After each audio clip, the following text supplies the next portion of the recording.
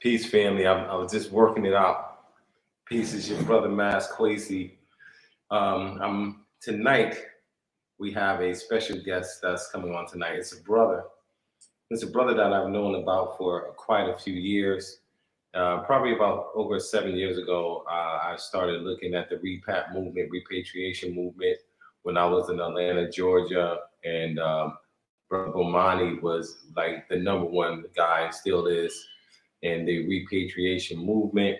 And I'm waiting for him to come in here. However, we're going to talk a little bit about, his journey, and his successes.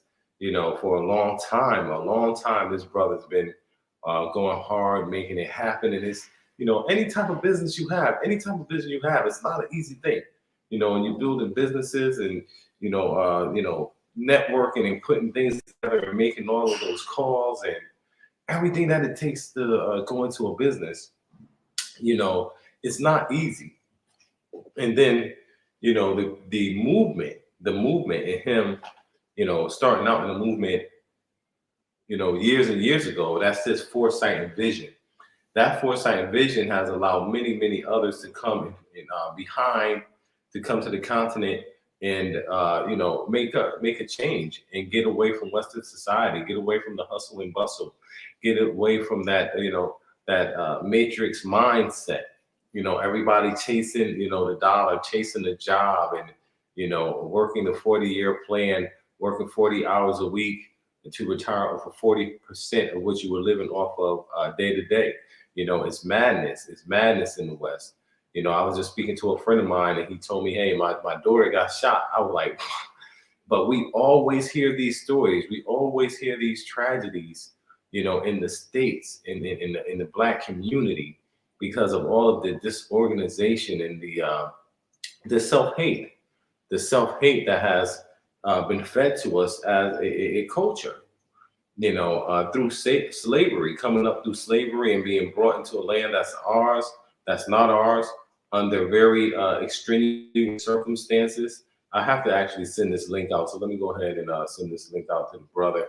And Bomani, I've been wanting to speak to Bomani for a long time. He was a brother that I've, like I said, I was watching from Atlanta, 7 years ago before I even came over for the first time. He was one of the brothers that inspired me to, to actually make that move and actually come over. And it's been a long time. He's been doing it for quite a long time. I came over 7 years ago. He's been doing it before me. And he's always had his packages and his tour packages. And Assalamu alaikum, Sutu Sinjang. How are you? Welcome to Go Hard Gambia. And we're just sitting and we're waiting right now for a brother to come on. I'm going to grab me some tea right quick. I actually have some food coming. The internet is going kind of slow. So if I'm blurry, please forgive me. And, like I said, I've been really pushing and trying to make myself available to the people out there because, it's just it's a lot going on. And I think we should have variety in terms of, who you see. It shouldn't be any one person, 2 or 3 people.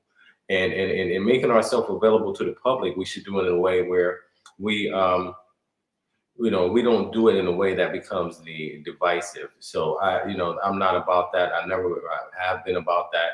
So, we want to be able to move forward. Like, anybody that's a subscriber to my channel and seeing, I'm going to tell you how it is.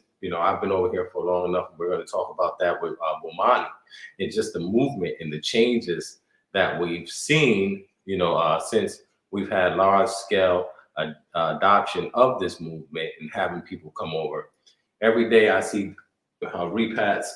I go through, I see them. I'm not as active as I used to be with dealing with that community because of obvious things that's taking place that that's bringing about division in the movement. And we see this pattern. We've seen this pattern of disruption in the movement, and once a lot of people started coming, of course you're going to have people that want to be a part of this movement in any way they can. you know, and that and the vast majority of a lot of people that's watching on, they're just spirit busters. They're people who want to latch on to the movement and take from the movement and take and discourage, and come and play the whole favoritism, clout chasing, and and getting with the wrong types of people and the wrong types of crowd, and they don't really have a true agenda. So nonsense people start talking about each other, and all that stuff flowing around. Don't talk to this person, don't deal with that person. And you have people who are coming over that are just a continuation. That's a mosquito I was actually trying to kill. Just a continuation of what we see in the States. A continuation of the division that we see in the States coming here.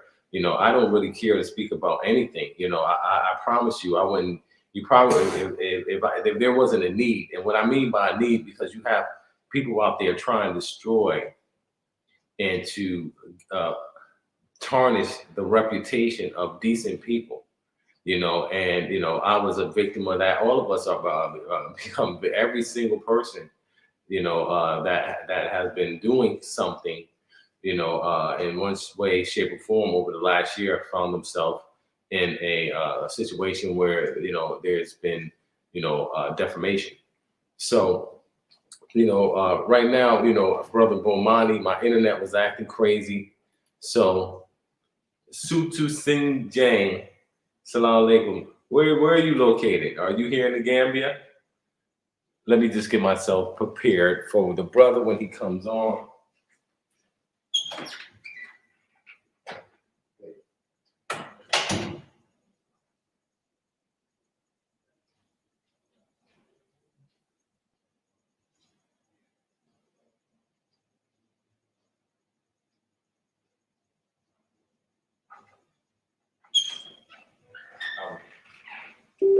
Family, I'm still here. I'm just preparing myself. If you guys are watching, I promise you, if you have any questions, you guys put it here in the thread.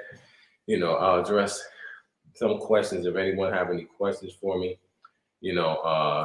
It's important that we work together to create a positive impact here and on the continent. And I see Bomani, he's logging in now.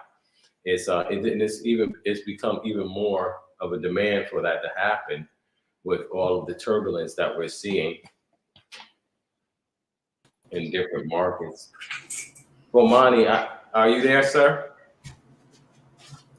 I'm not set up yet. I'm Okay. here. I'll give you a few minutes, okay? Absolutely. Okay, okay, so he's getting ready. I'm gonna get some tea as well. We're gonna have a conversation. It's gonna be awesome. I promise you. Just stand by 1 second.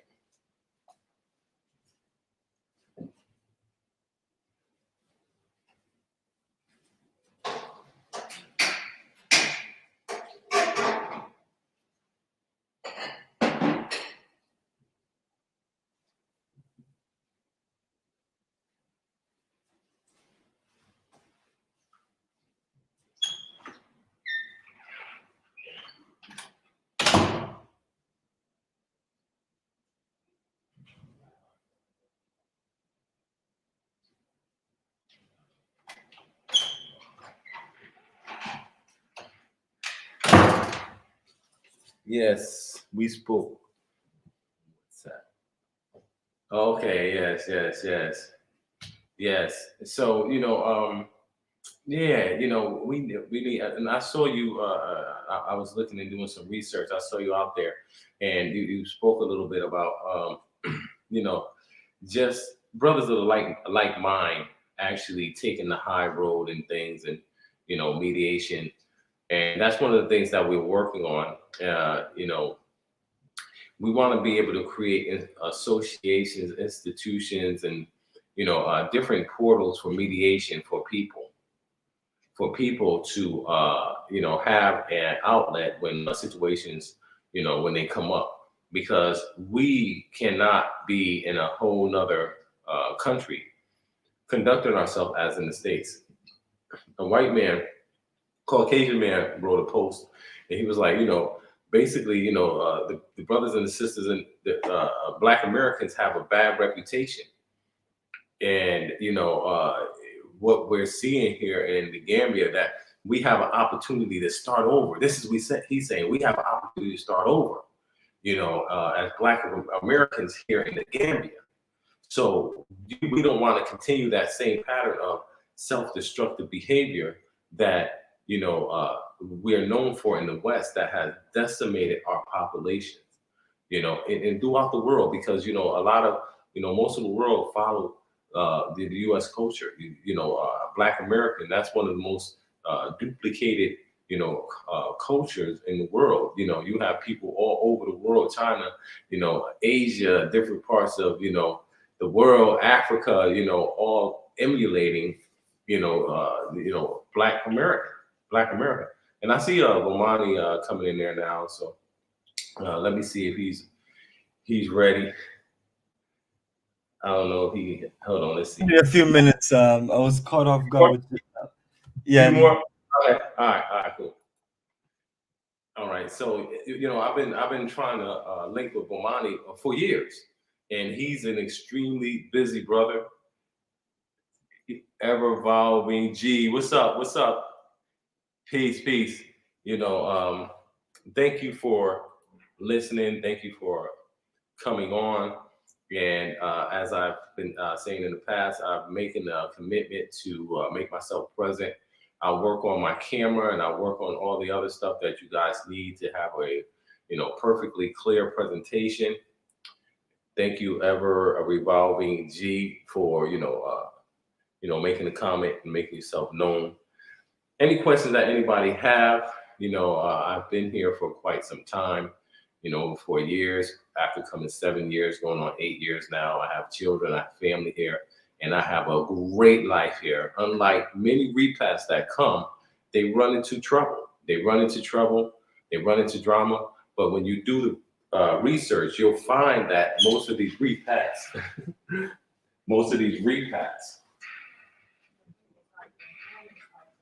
oh, hold on 1 second, I'm coming back to the mic.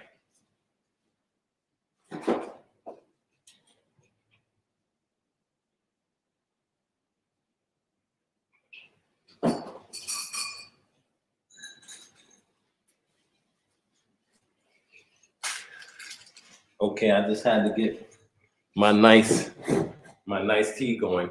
But most of the time, most of the people that come over here that have problems, they have problems in the States.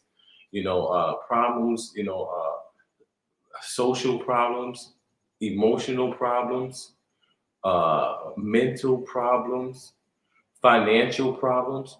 When you see people coming, a lot of people coming over as tourists, and you know, and it's a culture amongst tourists to go to different countries and to party. You know, you've never seen me do a video in any club here. I've never, you know, you hardly see me do any videos, but I'm not here as a tourist. You know, I'm here as somebody that wanted to come and or who has come. I've established myself. I have a track record for actually coming and doing the work of a Pan-Africanist. But over the years, what we've seen a lot of people that have come in, and they come in as tourists. They come in as sex tourists. You know, some of the main troublemakers last year, you know, end up telling on themselves, come out with a whole video about all the corruption and everything that they have going on here. Jason King, is Gambia more affordable than Ghana? I think I can't really say. I was looking at some. It depends where you are. If you in Accra, you know, it's going to be higher in Accra. But if you're further out, it's going to be lesser. You know, it gets expensive in Gambia. However, I do like the vibe of Gambia because it's less westernized. You know, it's more. You know, it's more cultural. Ghana is more like U.S. You know, you see the sisters with perms. You see a lot of Christianity. What type of tea is this? This is chamomile. I'm drinking that chamomile. Right. We got a moringa tree outside, so we make that happen too. Moringa tea. You know, thanks for your help when I was there. You all day. You know, and as everybody know, I help people. I helped a lot of people. I help a lot of people come over by having conversations with them, encouraging them to come over, setting up logistics, picking them up from airports, bringing them packages. Yes, that's right. Chamomile is calming, so however, I helped a lot of people, but like I said, if I had to do it over again, I'm very cautious because a lot of the people that came over, they, very disappointing characters, and but I don't even like to talk about it. I just, I moved on from all of that. If you have a problem with me, just don't deal with me. Don't watch my channel. Unsubscribe from me. Keep my name out your mouth. I'm not talking about nobody. You understand? I don't have no time for that. Keep your drama to yourself. Don't try to cover up your madness by trying to get me into this. Like a lot of crazy stuff. I wish I really didn't help a lot of people, honestly. I would have been better off not helping them.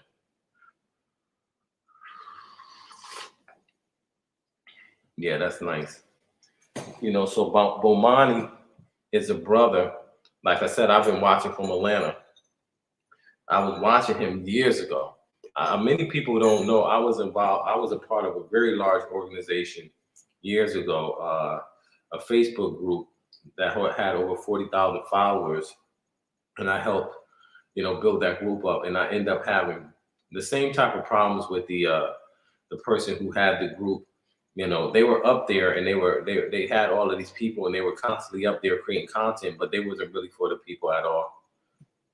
He was actually just looking for an opportunity to take people money because he was unorganized, So I just got an email. Let me see if the brother's ready yet.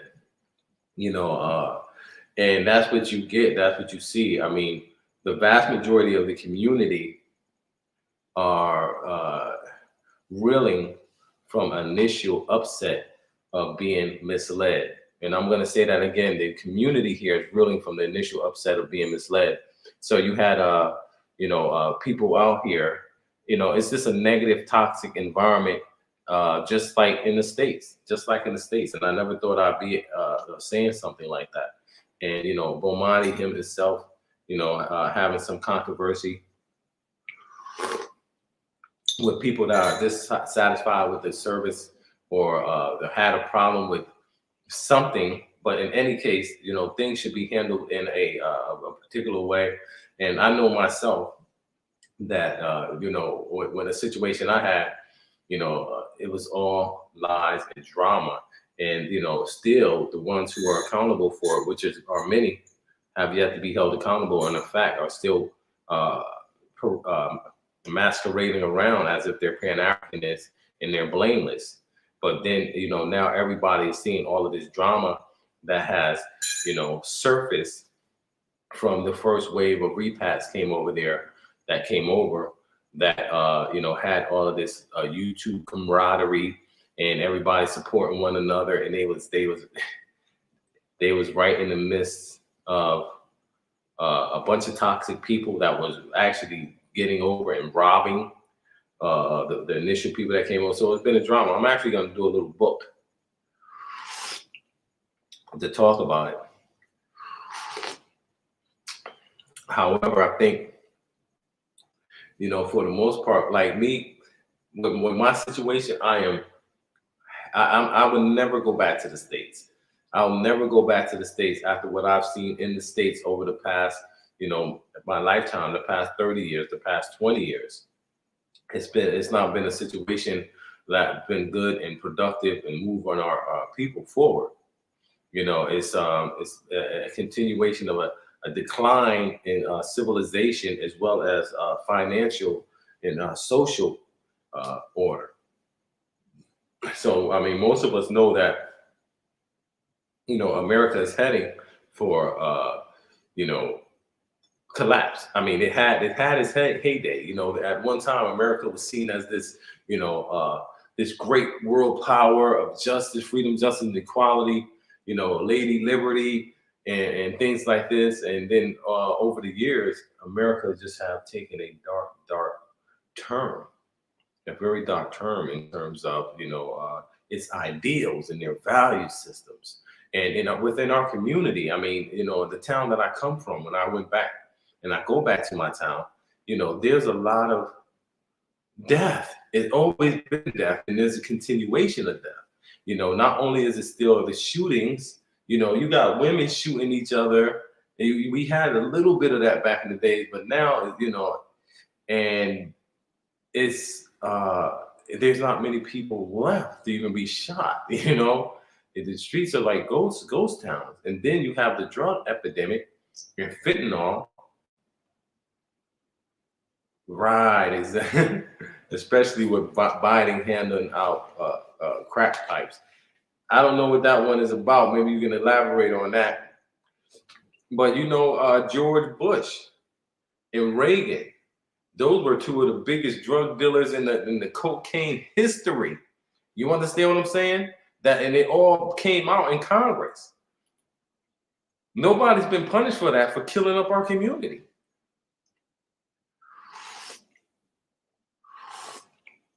I'm getting that good chamomile. Hold on one second. Brother, could you hear me?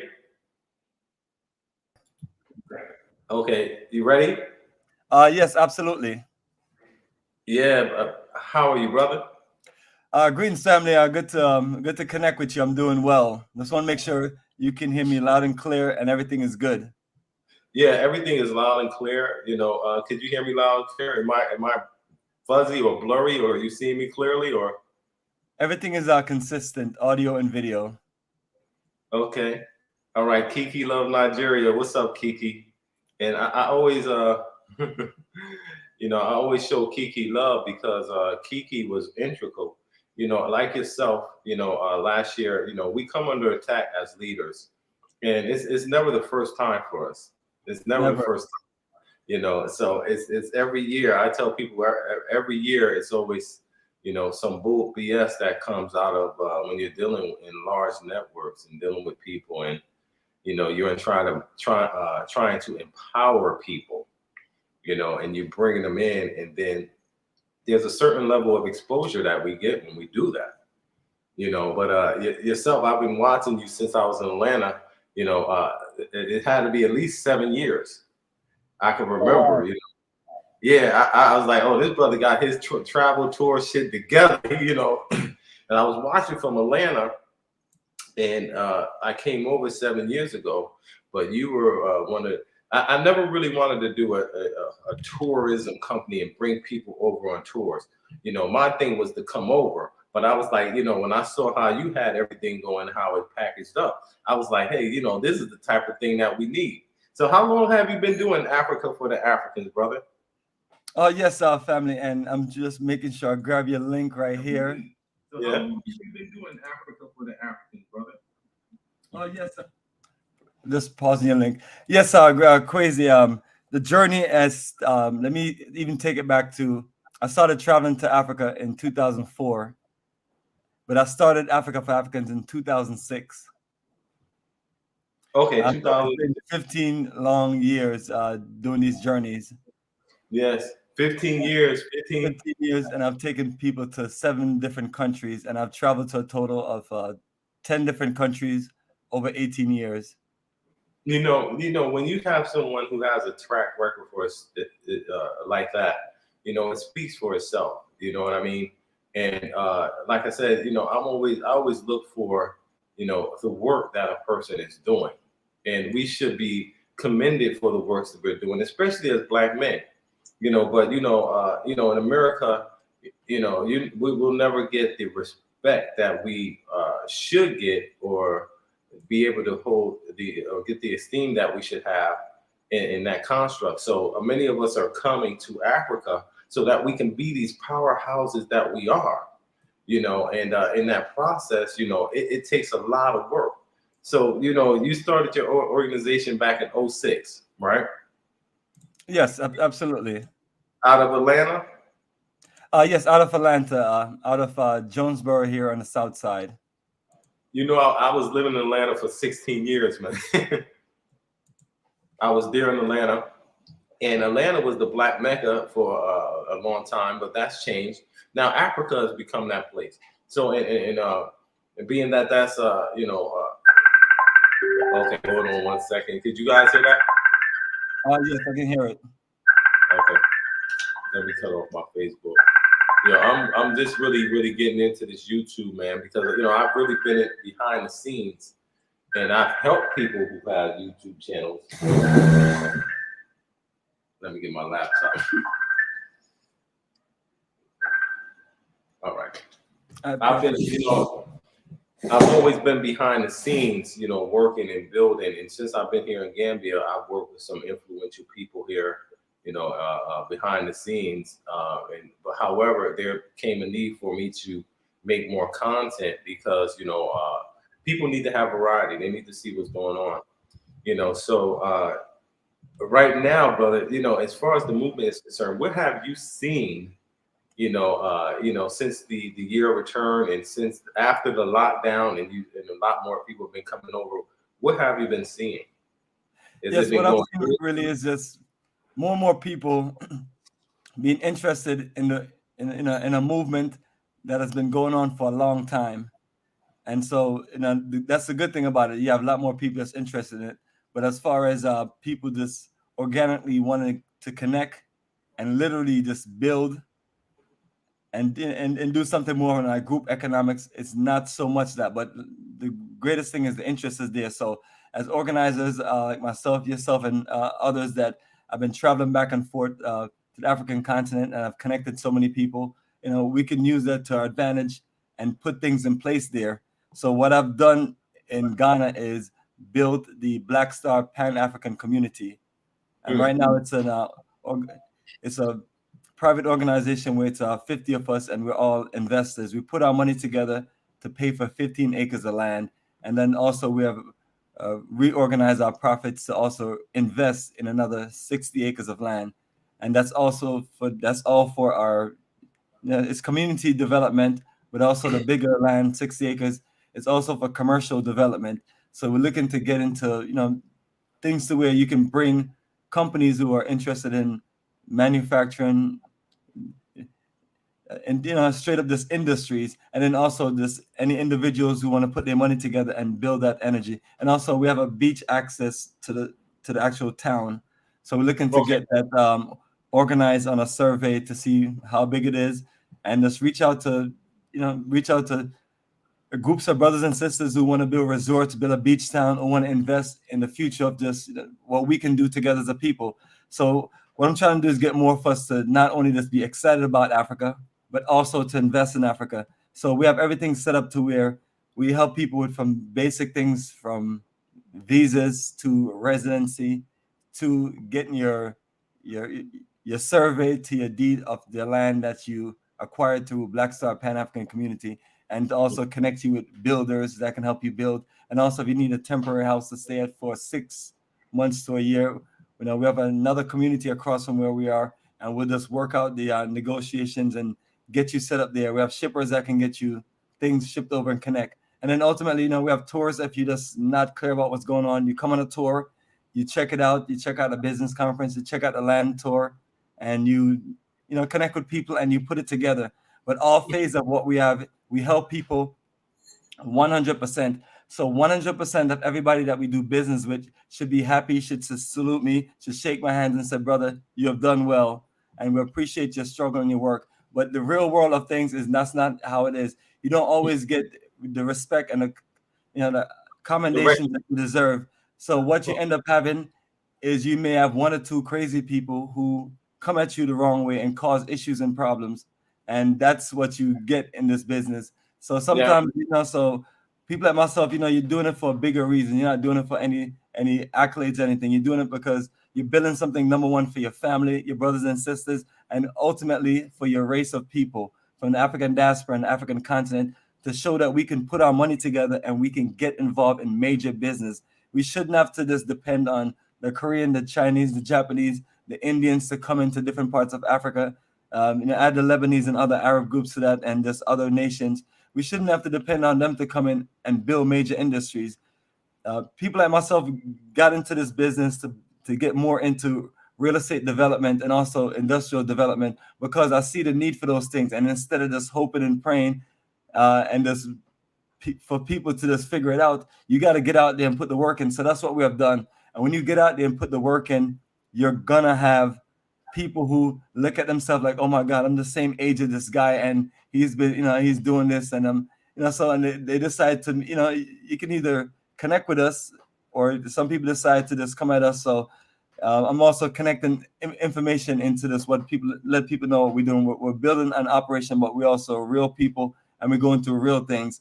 So when people see me and your name on this video, they're gonna be like, they're gonna tie us into other things, and ultimately the thing that always alert people is drama, because you and I have a ridiculous amount of videos on YouTube, but sometimes people skip over those and then they'll look for ones that, with our names and things. So what I'm also telling people is that while we're building what we're building, we're gonna have fools come at us the wrong way and do certain things. It's up to you, the audience, the viewers, to do your research on the people that are doing certain things and find out what is their motive, what's the why, what do they have to offer you. Brother, I think at the end of the day, right, the majority of our people really don't want to see forward progress. And we're talking 70, 80% of our people. And that's even the people that are coming. And I've seen it. And I've had my share of drama where, but like I said, the whole mixture was toxic, from, and I was building, with major YouTubers here. And, I've seen problems within those organizations. And then I saw that it was going to be an escalation of those problems, because we don't have people who are sincere and who are true to heart about this Pan-African movement. They're just here looking for a business, looking for a source of income, looking to have fun, looking to hang out, looking at tourism. They don't really have a true heart and mind for Black unity. They don't see themselves as Africans. They see themselves as Americans, and that's how they are treating the brothers and sisters here on the continent. With they have an arrogant, disposition about themselves, that are coming. And I put Brother Go Ham Lifestyle Vlogs. Check him out. Kate, right? Mr. Bronze. This brother right here. I've been speaking with him for about 4 or 5 years before I came. He's dealt with the drama, and our people should have eyes to see. But like I said, we get caught largely up in drama, especially with YouTube. It's about drama and entertainment. However, this is a real movement, and absolutely, brother. That's what it is, and that's what I'm telling people, that this is not just something, we're not entertainers. We're building a real Black power connection. Right. And this like I said, you have people like, I spoke to a lot of people in my role, being a leader here in the movement for a while before, I removed myself from that position, right?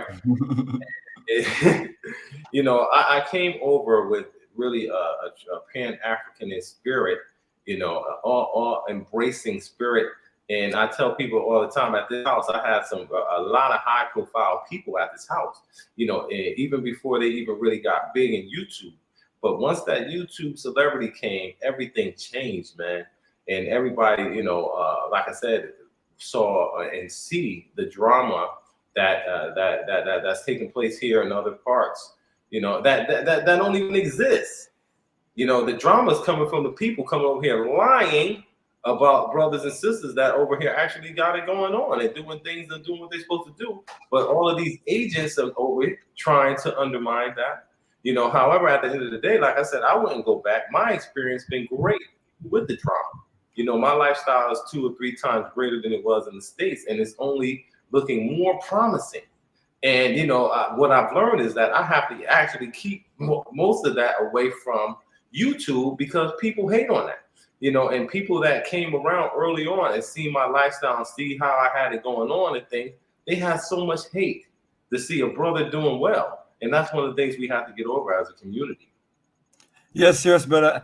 I appreciate your efforts in working in Gambia, because the only thing that's going to do is help us grow better. So I'm always in full support of my brothers that's making certain moves and things. And, we don't always have to agree on things, but, do feel like we have to do a united front because we have common enemies coming against us for the same purpose, to literally distract a movement, and literally because they can't do what we're doing.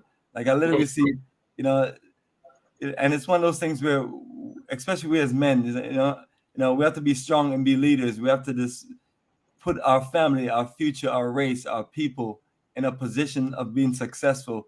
So that's why we're trying to keep this bridge strong, because what's going to happen to our children? Where are they going to work at? What's their opportunity? What kind of life are they going to be able to live? I tell people all the time, right? I went back to the States early in the year, right? And every time I go, I help people. And I actually had a problem with one of my nephews. I did something for him and things like that. But two of my nephews I had a problem with. Two of my nephews. And I was like, I'm talking about a serious problem. And I was like, I can't even come home and enjoy my family and my nephews and be, admired for beating the odds. You understand? You come back, you owe them something. They want, and that's the type of mentality that, and the generational curse that we want to end. Solomon the Gambia, thank you, brother, for all your hard work and dedication. This brother's been around years and years and years working with me. I was speaking with a brother the other day. He's actually in the thread. He was like, Kwesi, every time I see you doing something, you giving instructions. I see people in the background moving and shaking. Yeah, because we're making it happen. Look at other people. There's other people that's on this right now, on this live, listening to every. I don't see how people have that much time to look at all of these videos and be involved with this YouTube. That's the job for them. And then they take pieces and snip it and cut it together and put it on their channel to try to steal some of our shine and get a few subscribers by, generating drama about us. Yeah, serious, man. Like at one point when I was looking at the Gambia, I was like, man, look at all these this collection of hate videos about about what people are doing in the Gambia. It's like you have different people in different groups literally forging what we're talking about, a reconnection movement where you're there living, you're moving around and you're showing different people what you're doing and things like that. And I'm not saying that that some people weren't, doing crazy weird stuff that messes things up for us, but it's a part of the game. Some of us have less experience than others, and people make mistakes, and you're talking about a movement where you go somewhere you've never been before and you're trying to live, and we as a people that are not living in different parts of Africa from the diaspora, we have to look at that as a blessing, because you get to learn and you get to see how to make certain moves. So me personally, I'm not going to do any videos about anybody in the Gambia and how things are going for them and everything. What I would do, when I'm get there, you shake people's hand and praise them and to salute them and said, keep the fight going on, whatever you can do to support in general. You give support and things like that, because once we get this thing really organized, brother, people are going to have an option to go to all of these incredible countries, and they're going to be able to connect with real organizers that can help them. Like example, somebody's coming to the Gambia, they can connect with you and you got them. They're coming to Ghana, they can connect with me and I got them. Now my brother going ham, you're trying to go to Sierra Leone, you connect with him, he got you. Yeah. You know what I'm saying? I got my brother Kala Genesis. You want to connect with Liberia, I connect with you, you connect with him, he got you. That's that's several brothers right there alone, and I have a whole list of others in different countries. So all of us are, one thing I notice about all of us, we all get along. We don't have no beef with each other, and we all look out for each other. And that's power right there. When we really put our energy together, it's gonna be something special. So I noticed, they got these they got these fake YouTubers out there with their funny foreign accents, funny European foreign accents, and they literally be on some other stuff. And literally, they see that, and whoever is paying them or working with them or whoever is supporting them in their subscription and things like that, they don't want to see that happen. But it's like you're telling people, regardless of whatever you want to see happen or not, we're going to make this thing happen, because it's too many of us. The energy is too strong, and we have learned from what our ancestors been through. Well, you know what? With all of these YouTube, it's a mosquito. Well, it's a positive thing in that it's really stopping a lot of people that already have a lot of self-doubt that's already negative coming from over here, you know, and you know, it forces us to do this because me and you supposed to have linked a long time ago. You know what I mean? But Absolutely. you know, activities and things that we been doing, but it's a need now for us to be able to come together and create associations and create communication channels. Like any idea that I bring to the table is really for everybody. You know what I mean? And I get a lot of hate, because I'm an idea man and I can make things happen, and people see that as a threat to their income. But we all can make money together. I've seen that devastate a lot of potential income potential here. Because I'm not somebody that was doing things at a small level. We were generating close to 6 figures in investment, and we had millions of dollars in pledges and things, and we still have a lot of that stuff. Despite the last year, the end of the year prior to last, this is 20, in October, there was a big blow up here. And I like to call it the burning of Black Wall Street, the Gambia, because we had, we had 40 investors. We still have some of them, but there was one investor, particularly, and another one came over clout chasing, clout seeking, and they made a lot of false allegations against me and my former business partner, and it caused a lot of distraction, and a lot of instability in the country. It brought shame to the movement, and the most shameful part about it was other bloggers here on the ground that embraced them, and took them in and supported that, and it was all fun and games and laugh and giggles, and we were in a whole nother we're in a whole nother country. You understand what I'm saying? That's as I said, this is the type of mindset that our community, that has decimated our community in the U.S. And so we have to be vigilant, and we have to create mediation councils when there are problems. So I actually, we're looking to get some people who are interested in, being on a committee. You can send me your email at kwesiboyd@yahoo.com. And we're gonna do something where everyone can be involved. We need to, with the technology out, you can really create an app, and you can have 10, 20,000 people, oversight, voting on vital situations and matters. They have, you got certain people out there that's not even on the continent that, consider themselves somebody that's oversight for the continent. Somebody. Oh yeah, man! Isn't it a joke, man? That sounds like an FBI. That sounds like an FBI movement right there. I'm saying, like CIA stuff. No intelligent person. They're gonna oversight and do stuff that it takes people like me and yourself to do, who have hands on the ground, have connections and networks, and have the skills in the background. It's all talk. It's all talk. And we want our people that are strong in business, and like what I'm seeing, a lot of the professional. I'm not gonna put it out there for everybody, but the sister mentioned here we should have a diverse community.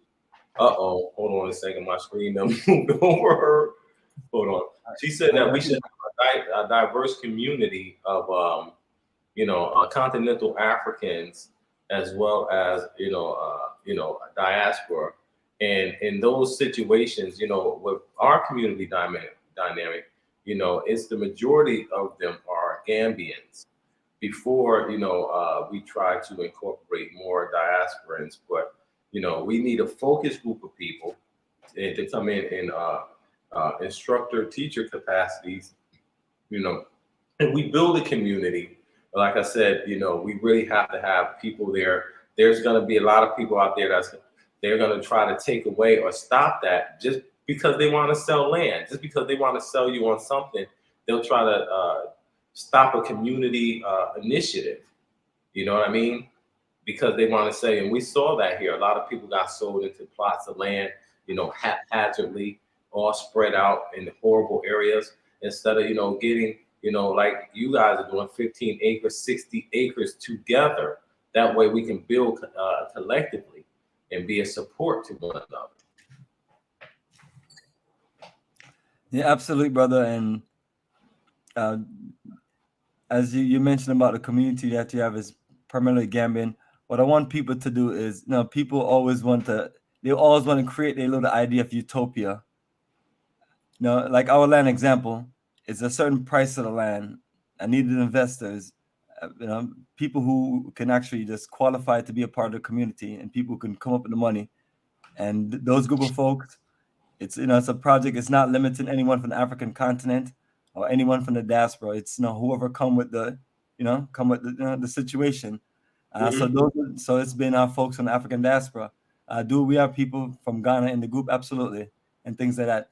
But it's what it is. So when we're there and we're building, you have people marrying, you have people connecting, you have world going on. But what this community does, it's a transitional connection, because that's the issue that people are having with repatriation. As we talk about some of the things that I wanted to share with people getting ready to make a move and travel to Africa. You have to look at the long term of it when people talk about planning and the logistics of it and the reality of it. Like, people are thinking that they're gonna somehow magically create business that they never created before, have no knowledge of, and they're just gonna make it work there. And they're gonna just create this utopia where they're just gonna live somewhere in the middle of the country and don't know anyone, and everything is just gonna be all right. And then but it's not that simple. We have lots of people that are there repatriate, that are there living and doing business in Africa, that have repatriated, and they are not doing well, and they have not, they've put themselves in a situation where they've limited themselves. So what you want to do, brother, is cooperative in economics. You want to get a group of your brothers and sisters that you're close with. You want to put your money together. You want to get some land. You want to you want to build what you want to build together. You want to invest your money together. And things like that. And from there, if you need to connect with a group of any other of our people, like a group of Ghanaian business people there, now you're at a situation where you're on more from the level playing field, because you have something and leverage to work with. You're not just coming as a lost foreigner or something. So Right. it's very important that we really connect with our people there in the country and build a strong union. I'm not limiting us connecting with the rest of our folks on the African continent. I would never do that. But I'm telling people, but what people do, people tend to forget about. Like you and I, we live in Georgia. You've lived in Georgia for a period of time. I lived here for a period of time. It just makes sense to connect. It's like, why just blow past that connection of me and you connected to do things in Africa, and just feel like I'm just gonna magically get to Ghana and just meet one or two people and it's gonna work out like that. Like the relationships I have in Ghana, it works good because these are business people that I've worked with for a long time. Just like the relationship of the people that I do business with here in Georgia. And it becomes more of an organic connection to where we can really just solve our problems. But a lot of times I feel like we're out of focus and we're letting people tell us what to do and how to do certain things. And that's one problem that people have with me. I'm a person, I'm strong at what I'm about. I get up every day and I put my work in. I don't beg or ask anybody for anything. You know what I mean? I don't, like, none of my videos are even, most of my videos, like 99% of them are not even monetized. I'm not even thinking about it. That's not my mindset. And the way we get money and do business is on straight up just, doing administrative work, tourism, You know, investment. you know what I say? Like, I'm not knocking anybody hustle, but Right.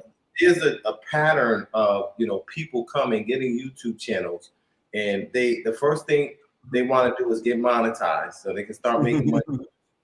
Then they want to start asking for donations.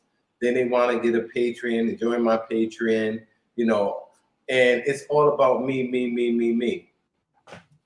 It's all about me, me, me, me, me. So that's the type of individualistic capital mindset that we have coming over. The brother made a comment. I don't know if I should have been waiting. I see Joseph Bronze here. I'm gonna pull you in 1 second. But the brother said diaspora should have a district, and I think the sister was replying to this. Should have their own communities in Africa, and we most definitely and most certainly should have our own community as a support, so we can be around people who share our same cultural backgrounds. It doesn't have to be exclusive to us, but we should have districts and places where we can go and we can experience a quality of life that's similar. in terms of the arts and food and things, you know, and then even where our brothers and sisters can come and say, hey, we're going to Little New York, or we're going to Little Jersey, or we're going to Little Atlanta, you know, just like other foreign nationals do when they come over into America and these other countries, you know. So, you know, but let's get Joseph Bronze, and I keep calling him Joseph because my cousin Joseph. Absolutely, but let me just add to one thing that you said, and family importance. What my brother's mentioning. Say, example, if one of us go to a country like Ghana or the Gambia and things get bad for you, you at least have people you can call and reach out to that will help you, because the issue that you're gonna run into is like you run into a situation where you don't have any help and you got to run to the American embassy and just beg them for a ticket, and they'll just book you for a shelter and get you a ticket back to whatever state that you need to go to. You know, that's not what we want our people to go to, but those things do happen. So those are some of also the important reasons why we need to build these communities. And like my brother mentioned, it's not exclusive only to us. There's nothing that we're building that's exclusive only to the folks in the diaspora. You know? But at the same time, too, other people got to participate and bring their energy. Right, exactly. Jose. What's up, fam? What's up, fam? Greetings, hey, yeah, thank you for having me. Yeah, I wanted just to join in and say that I'm happy to see you two speak with each other. You know, you have to see you have the similar types of attacks. It's unbelievable. I had a similar type of attack in 2016. People actually do things. It looks like they want to build in Africa, but it's actually in the end it's only to set you up to fail, because they can't see progress. They are reminded of responsibility that we have as a collective worldwide, and that is to rebuild ourselves. And people wanna stay in that same circle of comfort. And they some of them even go as far as to destroy your project on the continent. And that's my experience of, or what I have what I think I have experienced.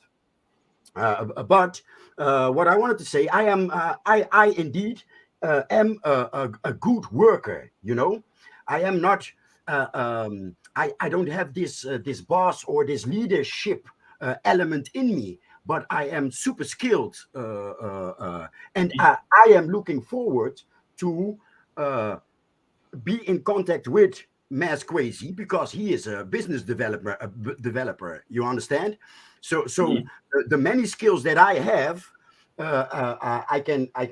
I'm going to Senegal and nearby Gambia, and one of the first things that I'm going to do is visit Kwesi and to look what we can mean for each other, you know.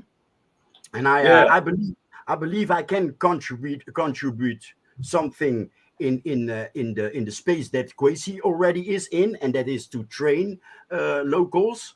But of course I need to eat. Wait, you know what I'm saying? So I have a few business ideas, and I'm going to propose those.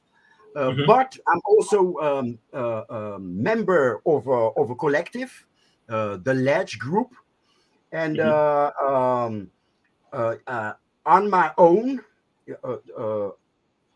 I feel when I'm part of a collective, I feel that we are a collective for group economics. But in my mind, group economics is to make money and to put it in the group, so not to be dependent of the group. So I'm as I said, I have a few approaches. I'm going to lay it on the table with Kwesi. And then I'm going to be a valuable member for the Ledge Group. We spoke about that in the past. We talked about group economics, and I have Go Ham Lifestyle.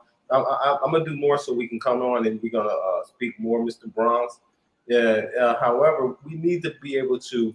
It can't just be a movement of people. It has to be a move. It's an economic movement, and we can't have billions and billions of dollars moving here through the year of return, century of return, and it's going right back into the hands or going into the hands of those who are outside of our community.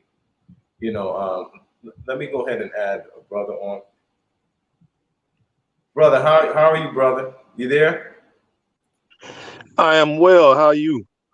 I'm good, brother. You in What's Sierra up, Leone? Bomani?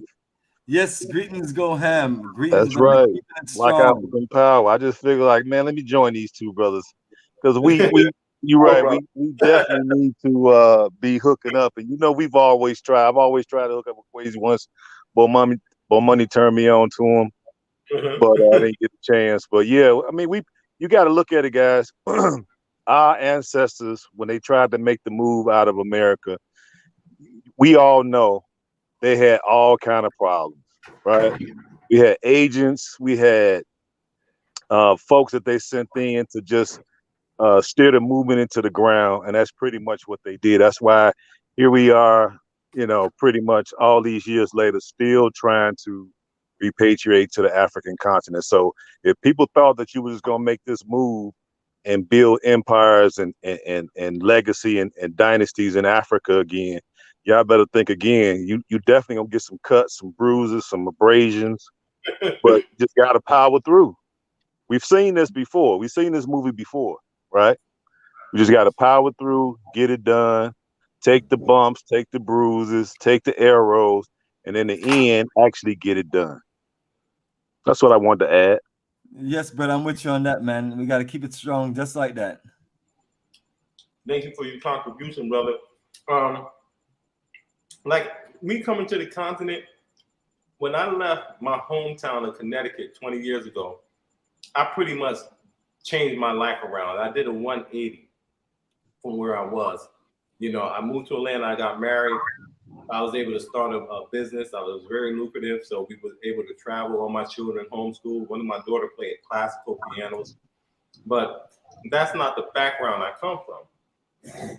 However, being in Atlanta for a while, we had the illusion of prosperity in that we were making a lot of money in Atlanta, but you can't really have ownership because you can't own the land. So Africa provided or presents an opportunity where we can take those resources and build communities, because we have to have places where we can establish our own rules and our own laws. We have to reject every system. We live in a time where we're going to see the end to all the world systems, the financial system, the governing system, the religious system, political systems. So sustainable communities are, popping up, and these are places where, like I said, we need to build more art communities. We need to build communities that's off-grid communities and that's self-sustaining, especially when we're looking at the elite and their agenda and the global lockdown. Before I left, I tell people all the time, before I left the U.S., I was scared to death that, FEMA agents were going to come or government agents were going to come and get me. I was like, oh, they know I'm leaving. They know I got this damn ticket in their system. They know I'm going to Africa to build, and they're going to come get me. Why did I have that fear? I shouldn't have that fear. You understand what I'm saying? That's like you on a plantation and you made a plan to get up out of there, but you told one too many people and you like, oh, I'm supposed to be escaping tonight. I know Master, he probably out there waiting to cut my damn foot off. This movement is so serious, man. And then you have like all of these clowns that are coming. You understand what I'm saying? Like I said, I came over here. I didn't need anybody. I didn't need anybody's help. I live great. I have a great life. Alexis, she was like, let me just throw it. What Alexis said. The dynamic duo you had, Kwesi, with your previous business partner, Art Kathy, had her convinced to move. And like I said, you can't fake genuineness. I'm not knocking anybody what you're doing, but you got to listen to what a person is saying out their mouth.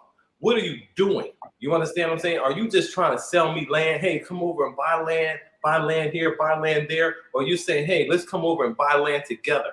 let's get a banker, let's get an accountant, let's get a land developer, so that we can do a multi-million-dollar budget with a multi-million-dollar project with 25% or 30% down, so the houses can actually be built.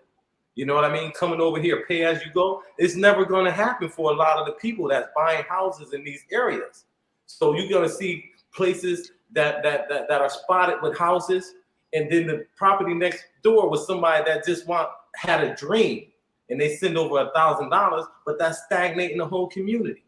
You understand what I'm saying? So we have to buy, land together as a group. We need to come together and create a platform where we can collaborate and put all of our ideas on the table as leaders and brothers, and create intervention. But we definitely, the movement, like I said, went underground. A lot of people are coming, but they don't even want to let nobody know they're here, because they don't want to appear on somebody's YouTube channel and that's gossiping and making up stuff about them, and they can't even get their brand right. You understand what I'm saying? And we can't allow that to take place, man, as brothers. You know what I'm saying? We have to be able to, come together and make public statement. I always represent for the Exodus Alliance, because when I had my drama going on, they were the only ones. Everybody that had the decency to come out and say, hey, listen, we're somewhere else now. We're in a whole nother country. You got people coming from South Atlanta and Chicago, and people coming straight out of these hood environments, coming over, getting on YouTube in front of certain people shouldn't even have YouTube channels. When we see it, we're supposed to put everything in place to get that person off of that YouTube channel. You understand what I'm saying? If they're out there causing havoc and wreaking havoc, or let it be known, hey, we don't approve of this message. Yeah, I love their initiative. It was showing care for the collective. Maybe they handled it somewhat soft, somewhat like they say here. They didn't address the, I'm sorry, wretchedness, but I liked that they took charge, or they approached. They wanted to fix the situation. I love that. To mediate. Again? They wanted to mediate. And, mediate. Exactly. I like that. That was a display of true Pan-Africanism. Like I said, at the end of the day, I think now that we all realize that the movement is not going to be a walk in the park, and that we really have to do things in a way that will secure and guarantee that we do not have any dictators, tyrants, individuals that are looking to hijack the movement, pimp the movement, rape it, in the name of Pan-Africanism. And I ask you people just to look and see what brothers are doing. And if you don't have anything positive to say, don't say anything. I know a lot of these people out here that's behind this nonsense got multiple accounts, and they'll be up on a live sending messages to themselves and all of this type of covert, sending emails, sending messages, calling around. We need to really focus on economic development in a focused way. Bomani, I would like to talk to you more about that. Anybody, what we want to do is create a platform where people can sign up and present ideas, proposals, grievances, and we're able to funnel that, and we have a community of professional people in every endeavor, lawyers, business developers, community planners, right? And we're able to take, this is what I did, and the idea that I had and that I started to implement. If someone came through our network and wanted to do something, I would create the proposal, and then I would put it in the group and put it so it could people can look at it and say, okay, you need to add this or you need to take it away. A totally transparent system, and that's what we're working towards, to create a connection and a communication with brothers that's in the movement in different countries. Powerful, brother, and that's what it's about, man. Organizing your network and building that straight Black Power economics, because Yeah.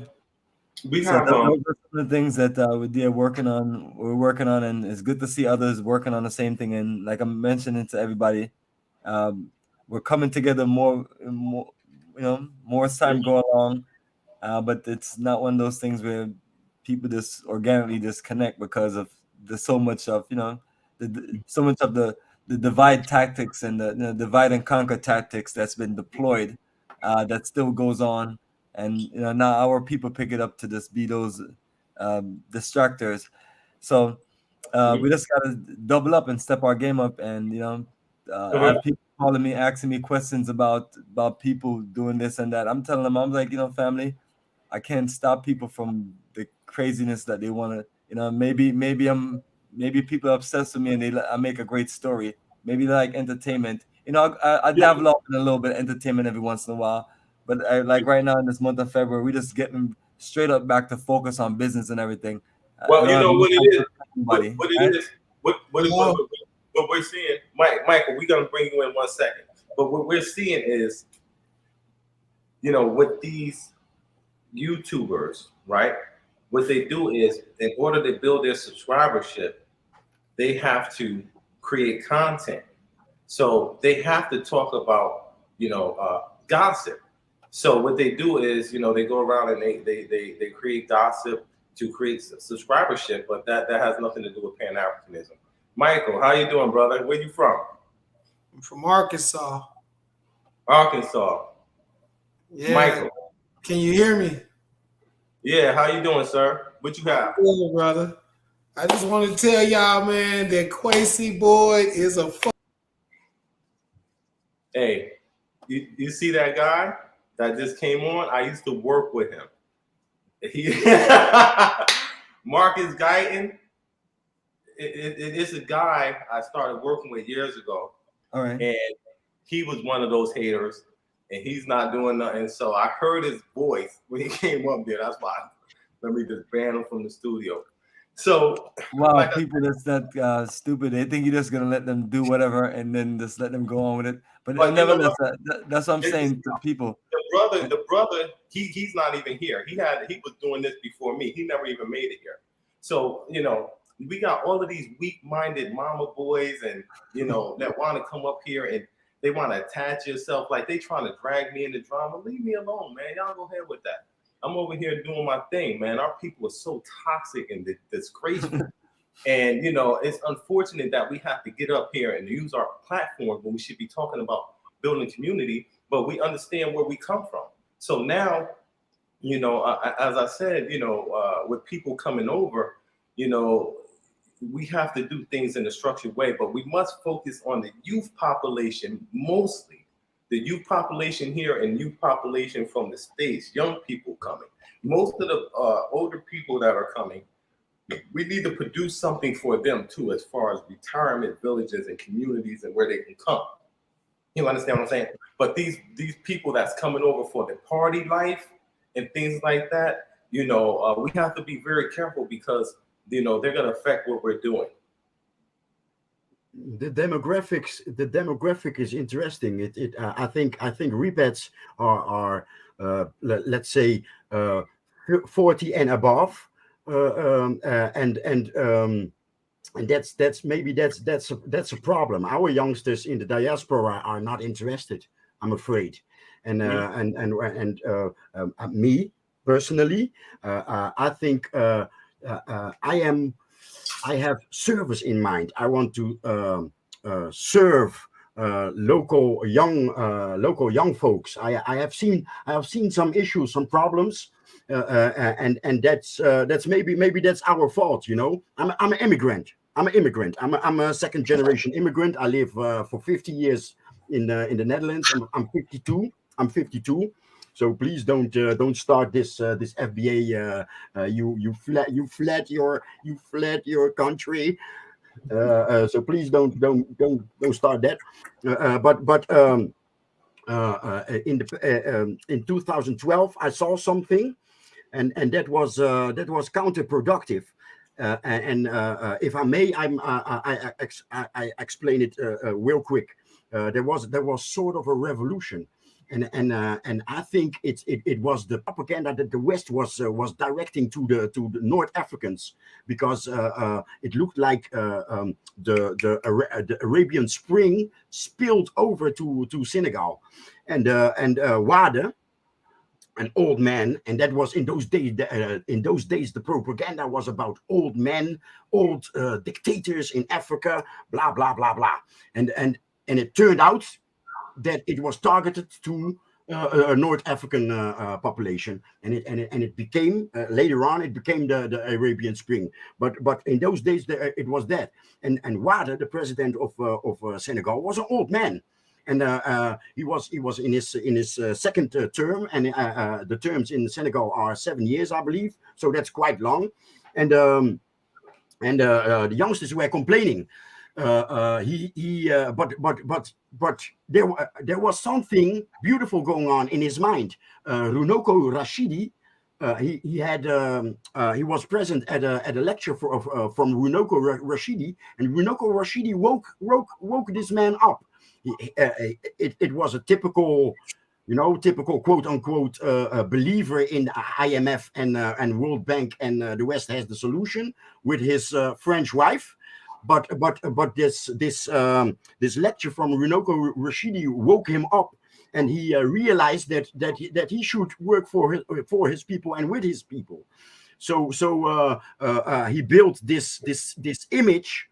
I call it our Statue of Liberty. You got in the United States, you got this single mama, excuse me, and this statue in Senegal is a complete family with the child pointing at the direction, and that's a beautiful symbol.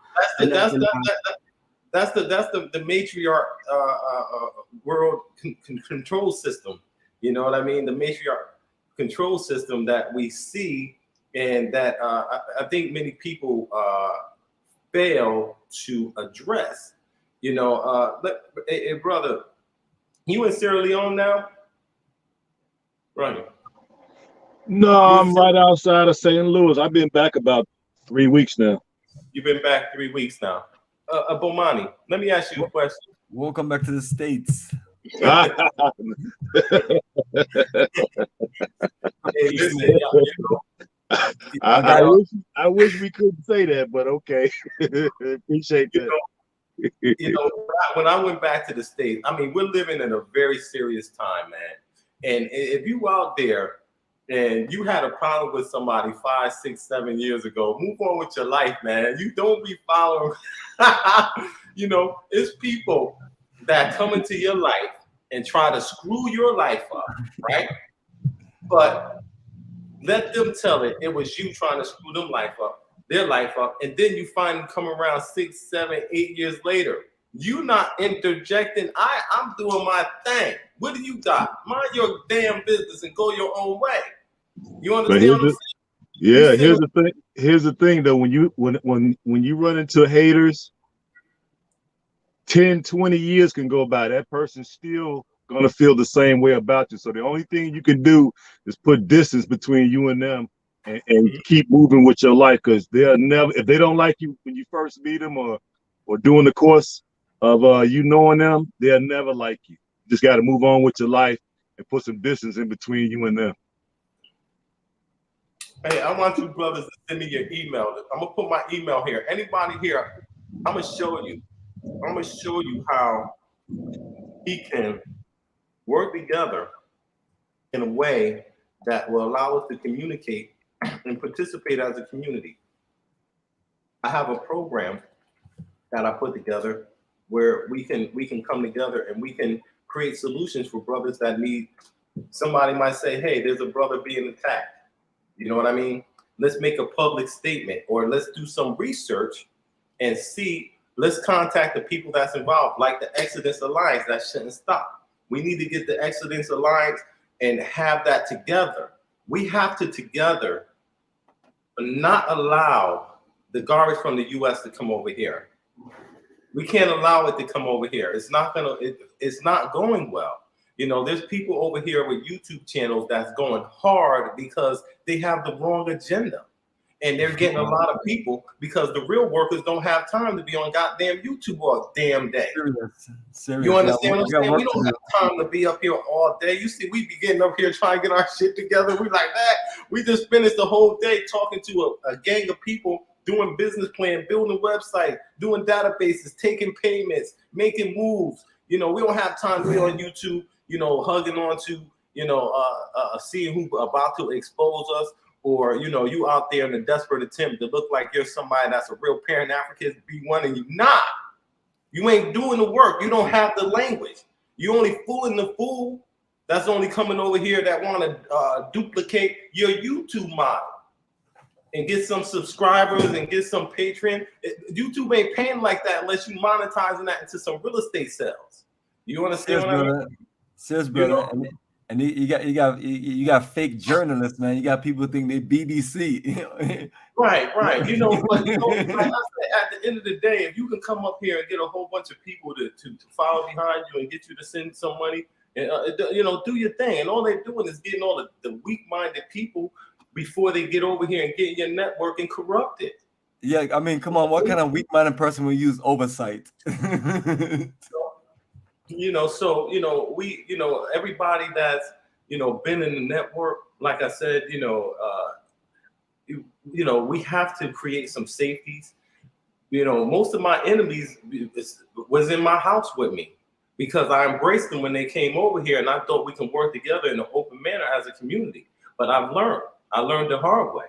You know what I mean? You know, the people that are coming over here, you know, we have to be very careful and selective of how we're moving, and we need to move together as an economic group. Yeah, serious, man. So, I mean, I heard you earlier. You literally were saying that you wish you didn't help all those folks because they literally end up turning on you, which is a sad situation because we need people to help people. But it's like, if you're going to turn on me, I might as well not even waste my time. You know, this is what happened, right? Now, I've been over here for a long time, and if you go back and anybody look at my videos, I've always had a lot of people working for me. All right, some of my training videos you'll see at least, and I made sure everybody saw a lot of people in there. See what I'm doing? I'm training. You see me there with 10, 20 people, right? Now, when you had these new people come over here, they came around, they saw the same thing, but now they're from the West and they're seeing the brothers and sisters here and they're taking them as people that's gullible and they're slow, but they're not slow. So when they came over here and they started the chaos, you know, my people, I said, you know what, since all of this is going on, why don't you go ahead? Why don't you go ahead with them?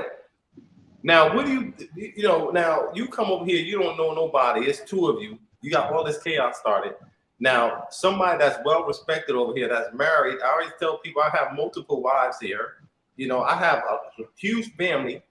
You know, I got people all out there in business everywhere. I'm well respected here. You come in here, you don't know what's going on, and you run in your mouth. So when they went out there, the people from the UK took advantage of them first, and then the people that encouraged them for their bad behavior because they wanted market share. So they said, let's use these dummies over here trying to get a YouTube check, but they don't understand YouTube not paying like that. All they're thinking is, hey, they're gonna get a quick check every month, even if it's $400 or $500, they can live off of that. They're ready to sell the whole Pan-African movement out, return, the history return, the ready to, you know, Kim it, you know what I'm saying? Black men like they're ready to reverse everything. Hey, they're ready to stitch on the whole everybody, mom, dad, cousin. Yeah, brother. I mean, it's serious, man. And these are people that you literally help. Like I'm telling people that the people we're talking about that do certain things to us are not strangers. These are the people that, like in my situation, that will literally travel on a tour with you, and you literally took care of everything for them, connect you with their whole world of people that you have, get them all the legal stuff that they need, and it's like turn around and just bite the hand that connect with them and look out for them, and that's a major problem that we're having. So now it's like you got to start watching people and kind of being careful of who you're looking to deal with. So even this year now, I'm like, every single person that's looking to travel and do certain things with me, I gotta like really scope them out harder, because all it takes is one person to destroy your old empire. This is Especially with us as men, especially us as black men. It's just If gossip anybody- and you're done. Yep, there you go, gossip and you're done. So like I said, even coming over here, my position is just it's divine, and I can't even tell you all, the restrictions that we have in the U.S. Right? I always like to take it back to roots, and if you remember in Roots, Kunta Kinte, his childhood sweetheart, what was her name? I thought it was Maggie or something like that, but his childhood sweetheart, they snatched him up together, and then when they got it was Kizzy, wasn't it? Kizzy, okay. So Kizzy, right? When she got older, now she's been raped so many times physically. When Kunta was ready and they was in position to get away, he was like, he went to pick her up because they brought her to another plantation. So he went to get her. And he was like, hey, come on, let's get up out of here. We could be free. And she was like, hey, I'm not going nowhere. This is all I know. I'm not going nowhere. So much so to a point where she alerted the authorities. They heard her in there arguing with Kunta Kinte in the shed, and he had to run out. So that's what happens when you have these people coming over, and it's like, they creating all this drama and causing all of this chaos and all of this confusion. They're coming over here, they're crying wolf, right? About situations, one person. These people need to be held accountable. If they want to hold us accountable, we need to come together and put everything behind us in this movement. This brother made a video during that time all of that garbage was going on last year, and he was like, oh, with brother Kwesi, a brother from the UK, they have a small following, him and his wife. But he was saying, the movement is just, it's such a great movement, man. And this brother is doing X, Y, Z to undermine the movement. Don't even know me. Don't even know but they got on the side of these distractors and these people over here who were looking to, undermine my business so they can get our revenues that was coming. We had the shit going on, and everybody saw that. They didn't see the numbers, you know what I mean? But they knew we had it going on. We was funding people. We had a lot of investors. They started putting our business out there. Oh, they took in over $80,000-$90,000 investment. Yeah, because we had it popping. You understand what I'm saying? The fire was running. Yeah. Yeah. People saw what we was doing, and I never in my life thought that black people would come together and put their money up and make that move like that. I was, oh my God. I was like, Akon really said, if you come over here, you could build a Fortune 500 business within 5 years. It's true. True. Yeah, you did say that. Until you get the black populace over here, and I don't want to go into that idea too much, but like I said, it's really a great thing, man. This year we would have been, oh my God, so many people would have had wealth this year, and we didn't have to burn that down. But like I said, it's YouTubers and these people we have to hold accountable. But if you look out there and look at these people, they going for self. They got their own projects going on. They're saying, hey, send me some money so I can build my house up. We got this land, we're gonna build this up. You know what I mean? How about the next man's house? How about this man's house? You understand what I'm saying? Why we put a plan together and get the land and say, come out here. We're gonna, all we're gonna need is the materials, but we're gonna give the labor ourselves.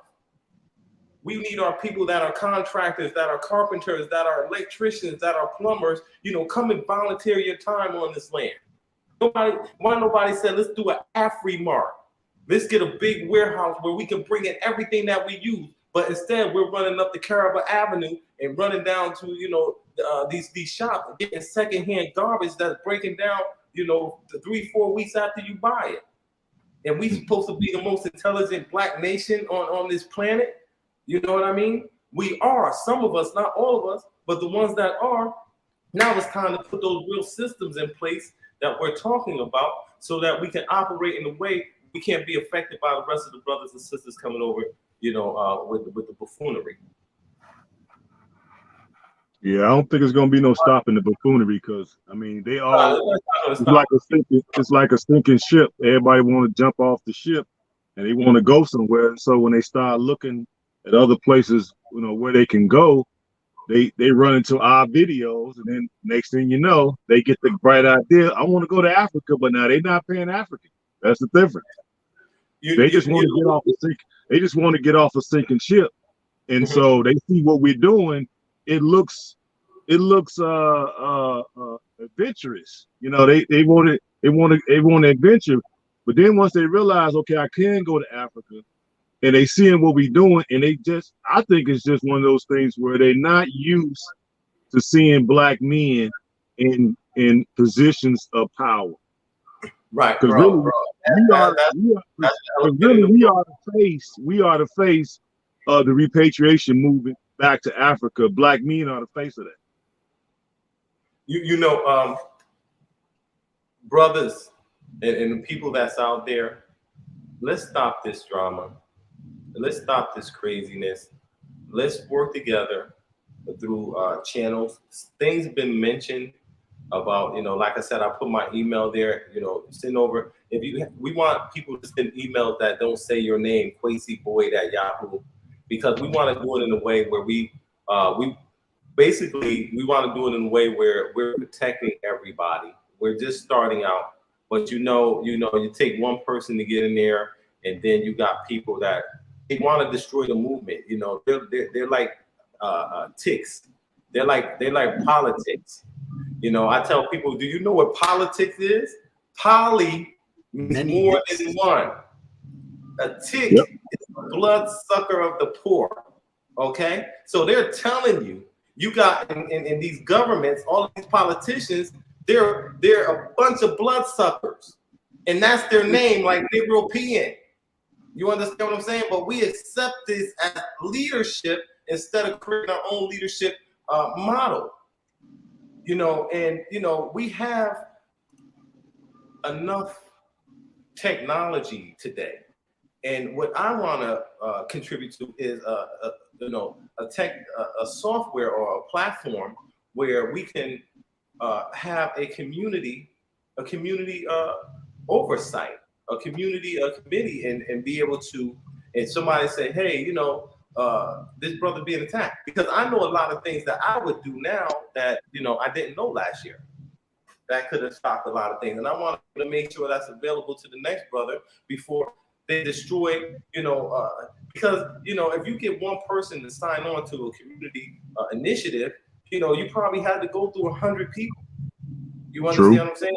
We got 40 people. That means we had to engage 4,000 people. This is hard work. Many nights of conversations.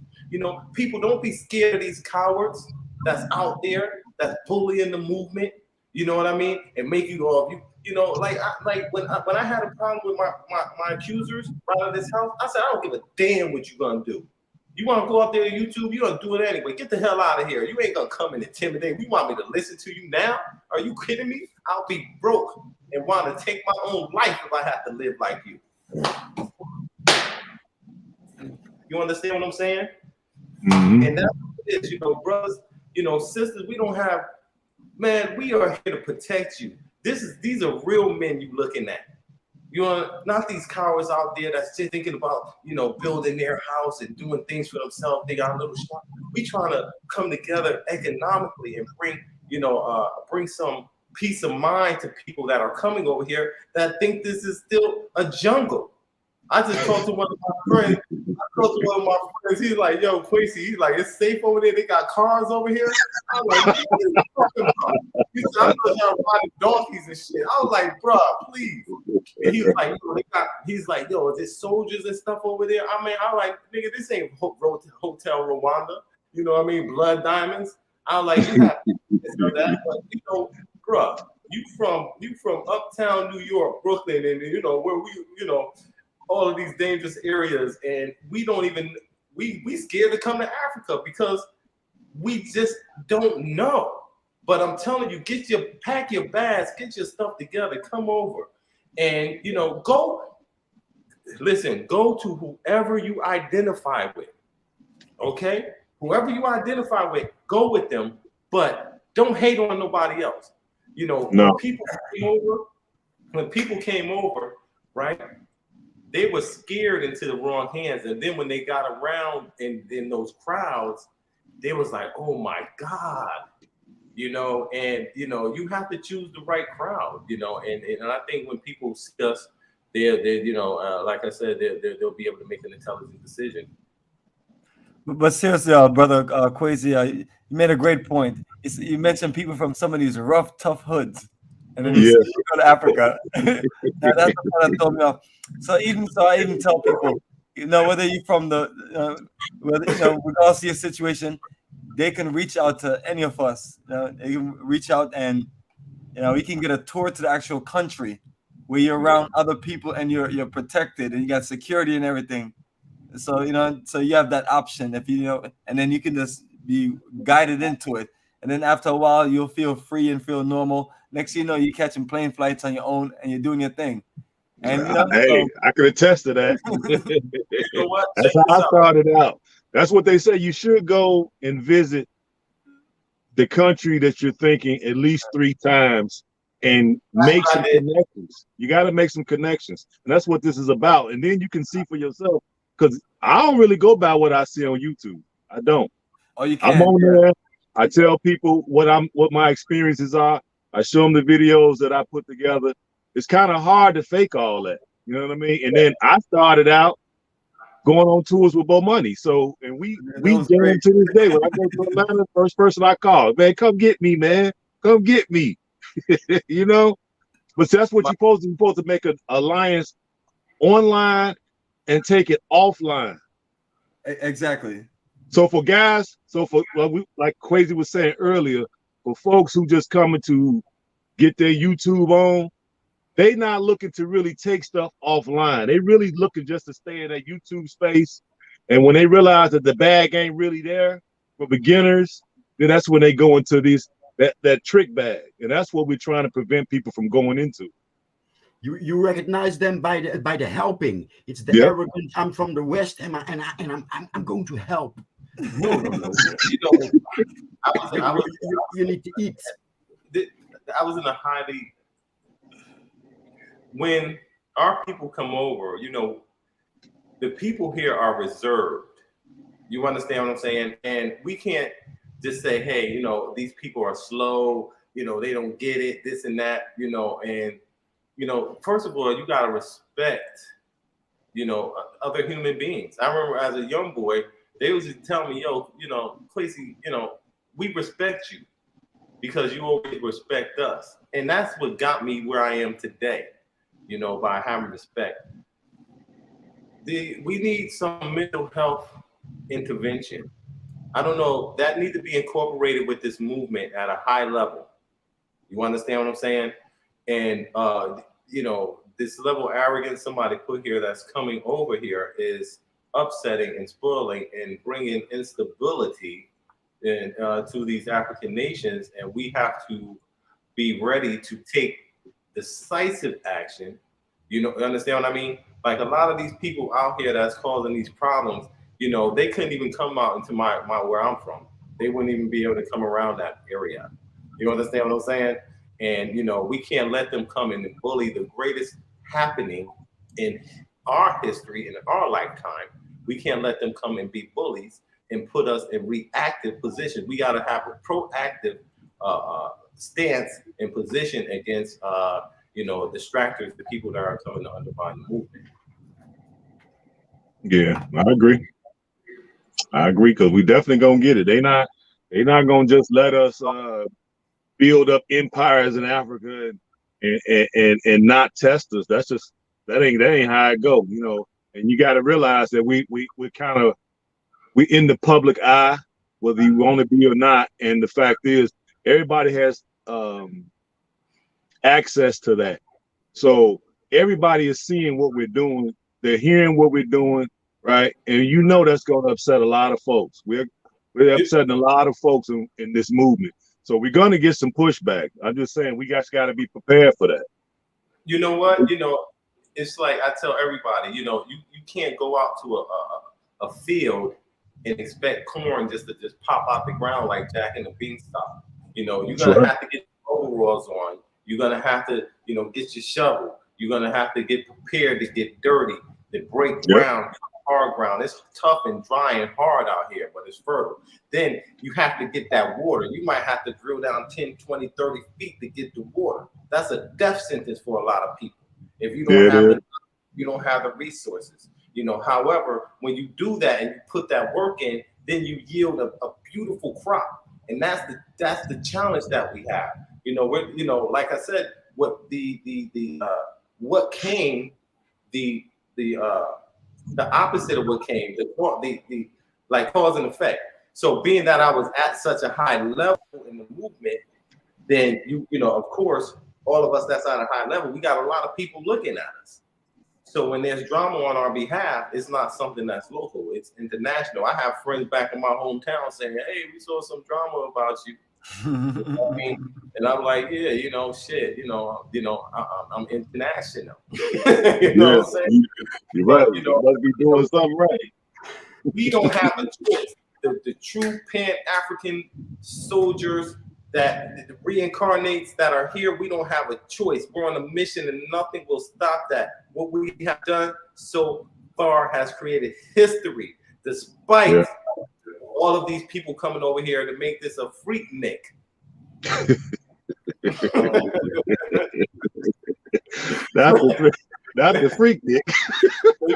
Yo, they got it freak nicking over here, man. Yeah, exactly. Because at one point, we were talking about Black Power nation building in Africa, and now it's a popularity situation. But nevertheless, we as a people got to keep on encouraging people to come explore and investing money on some land, investing money with a community, a group of folks on the diaspora, people that you can connect with, and just take it from there. Not telling anyone that they shouldn't do this in whatever country, but at the same time too, always family. Don't forget your folks on the diaspora. Don't move to Africa and act all brand new. Like I've heard stories, folk saying that I didn't come over here to live or be around no African Americans and things like that. And it's just like insulting comments. Is like, we're all your people, whether you're from the Caribbean, America, or or the African continent. But trying to get our people to this, I know it's like the beatdown of the divide and conquer is serious, man. But the good thing about it is, we don't need everybody. We get a good momentum of 1% of our folks.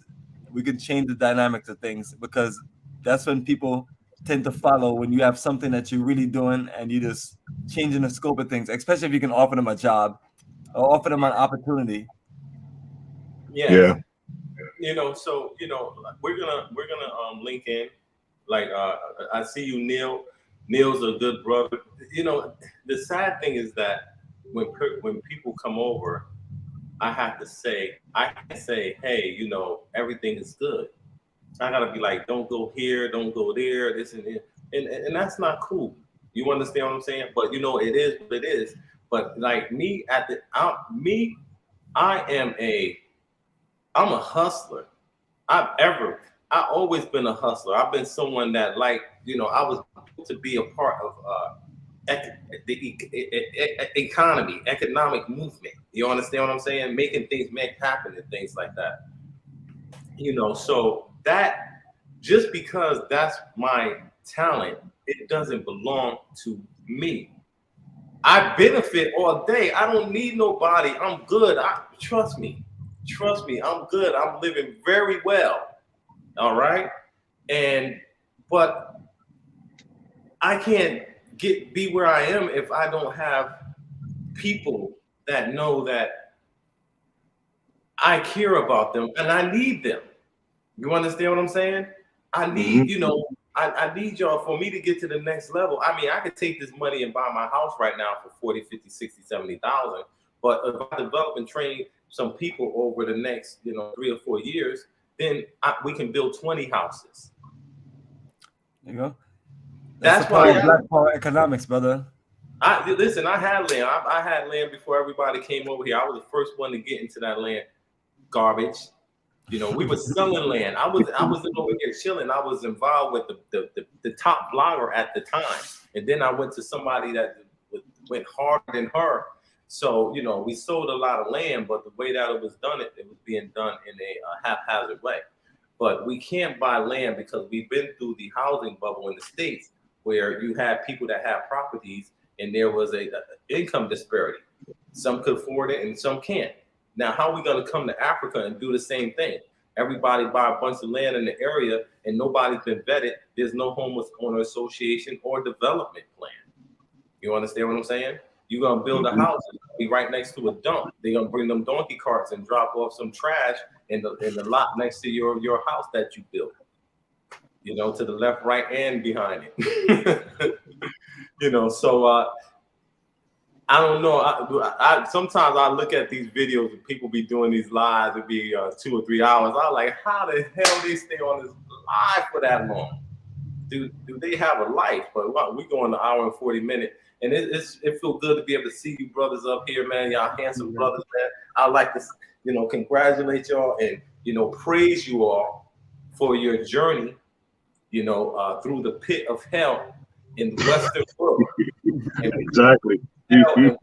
Education, the pit of hell of Western philosophy, you know, the pit of hell of Western religious systems. You know what I mean? Exactly. Because you think you're gonna be able to get out of what they said, the illusion. You're gonna be able to get out of the hell of North America unscathed. The brainwashing stop working. You stop drinking the Kool-Aid, and then you want to go back to Africa and think that it's gonna be all gravy. Nah. You got to go through the fire even as you repatriating, because there's going to be a lot of people, like I said, a lot of folks are just looking to get off this sinking ship. So they're not Pan-Africans. They keep up a lot of confusion. They just want to get out of America, and they see when they go to Google or they go to YouTube and they type it in, you know, other countries they could go to, all our videos pop up. So this is where the ideas are coming from. And so they're like, man, I see this brother doing it. But see, the thing is, they was toxic in the neighborhood that they coming from. You see? And they're taking it to Africa, and that's what we experiencing. So I'm thinking what's going to end up happening is we're just going to have to keep just motoring through, and we're just going to have, like you said before, we're just going to have to filter through 100 just to get one good person. Seriously, bro. I think, you know, I really think, you know, there are a lot of good people here, and I know it's going to work, but we need those institutions, we need those systems, we need to be able to funnel them. Bomani is someone that's going to assist us with that. We need to do collaboratives. We need to work together and at least hold hands so that if someone come here or they go to Sierra Leone or they go to, you know, Ghana. You know, I was in Ghana a few months ago. I'm gonna come down there and check you out. Well, I'm gonna see you sooner than you're gonna expect it. All right. I don't tell people my motion and shit. They're like, definitely, brother. Yeah. They're like, oh, he's secretly meeting man. There's one YouTuber. I think they're working with a voiceover, and it's just you know, like I said, I don't spend my time on that. And we really got to focus more on bringing peace, unity here to the continent. So I think we can conclude this, and maybe we can do this again. Oh yes, brother. Let's do it again. Yeah, because you know what? Maybe we can get to the content. Like-minded people. Yeah, maybe next time we can get to the contact. I missed that a little bit, you know. Today we mentioned producing. You touched agriculture and issues with that. But what about there are already farmers and there's logistics, you know, where we are in Gambia or in that whole area. I have a plan. And I see no one touching it, and it could be a $1 billion plan and feeding millions of people. And so anybody it's just like nobody sees it. If anybody have any ideas or plan, we want to create a platform where they can present those and they can get other contributors and even financing for those ideas. So that's what I'm doing now. You know, we have ideas, we can't keep them in our backpack, you know, tucked away. We have to be able to put it out there where, you know, you got 30, 40 people wanting to do the same type of businesses. That sounds like a corporation right there. You know what I Yeah. mean? You know, I discourage for anybody from coming to getting a local business. We should be focusing on manufacturing, import. Logistics, maritime logistics. Well, or You know- even wholesaling. That would be a good thing to get into. But when I see a lot of brothers and sisters, when they go to the wholesalers, it's only like small places where they go to get their products. So people can get together. We can open up a big warehouse and do some real wholesaling and have all the people coming to us. That's what I'm talking about. Let me answer this right here, right? Go ahead. Just like, Kwesi, how did you not look at these two ladies and see toxic? Because for one simple fact, I saw two sisters whom I loved and who I wanted. And I wanted. Same story here. I have sisters, you know, and, you know, I have cousins, and, you know, our sisters have been severely traumatized. They've been through a lot. They don't know who they are. They've been lost from their true self, their true identity, their true culture. They don't know their name. You understand what I'm saying? So we've been hurt, we've been damaged, but we have to be there. You know, nobody's going to come out and be totally perfect. You understand what I'm saying? It will stay this way if we don't have a seat on the world stage of power. Only then will they feel secure and protected, or a future, a safe future.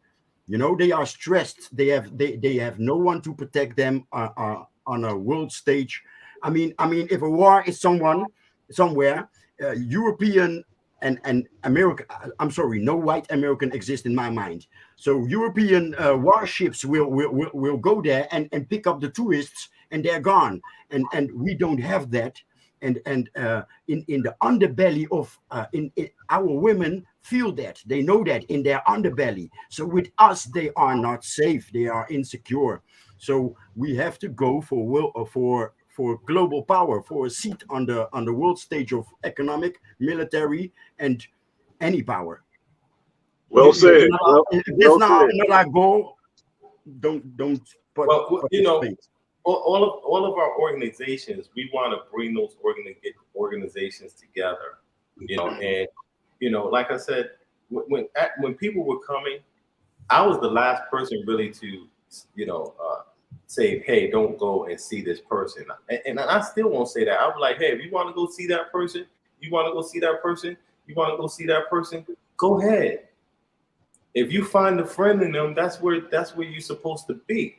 You understand what I'm saying? But unfortunately, you know, you have, like I said, there's a lot of gossip that's coming from the majority of the people who are coming are women. You understand what I'm saying? And that's you know, and my father told me, and this is nothing against the sisters. He told me, you know, the women aren't builders. You know, women and then one big sissy. You know, the men are the builders, and the women support that system. You understand? Yes. You know, and the sisters that are coming over, like, we want to focus on a youth population because you can't beat a dead horse, like they say. A lot of people are just conditioned. They have this particular mindset. You know, you really have to have some strict standards, some strict rules, you know, within coming into these structures. However, a youth population will be much more manageable in a group setting, community environment. I like to say corporate campus. We need to create corporate campus environments that's living and work environments where you can see your job out the window. You know what I mean? And you ain't got to worry about going through the hot sun in the day to go to work a half hour to an hour. You're not even coming over here getting a job like that. Unless you want $50 a month, $100 a month.